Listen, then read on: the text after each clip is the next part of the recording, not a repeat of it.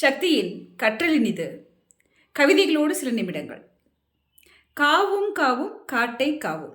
இன்றைய சிந்தனைக்கு, அந்த மரம் நிற்கிறது அகன்றதொரு சத்திரமாய்.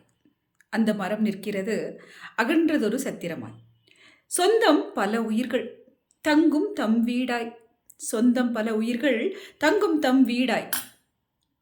வெயிலில் தான் காய்ந்து வெட்கை தீர நிழல் தரும். வெயிலில் தான் காய்ந்து நம் வெட்கை தீர நிழல் தரும்.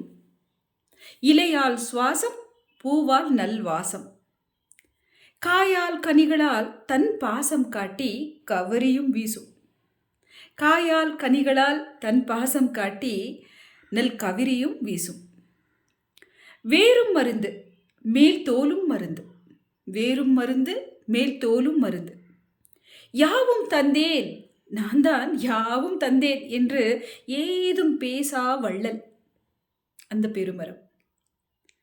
ஒற்றை மரத்தின் பயன் ஓதி முடியாதிருக்க காட்டை பற்றி விவரிக்க என் கவித்துவம் போதவில்லை.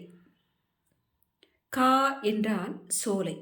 கா என்றால் சோலை.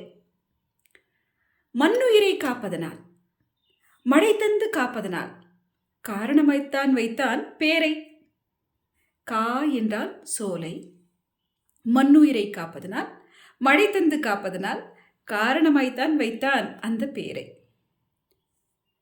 காட்டை காத்தால் காடு காசினை காக்கும். அதனால் கா என்றான். அதனை அழிக்காதே கா என்றான். அதனை அழிக்காதே கா என்றான். காவை அழித்துவிட்டால் கூவும் குயில்கள் எங்கே? காவை அழித்துவிட்டால் கூவும் குயில்கள் எங்கே? உயிர்கள் எங்கே? வளம் தரும் மழை எங்கே? வாழ்வு தரும் பயிர்கள் எங்கே? மண்ணுலகின் மாட்சி சோலை. மண்ணுலகின் மாட்சி சோலை. மண்மகளின் மாற்றில்லா ஒற்றை சேலை. மண்மகளின் மாற்றில்லா ஒற்றை சேலை. பறித்து விடாதே துச்சாதனனே, பறித்து விடாதே துச்சாதனனே.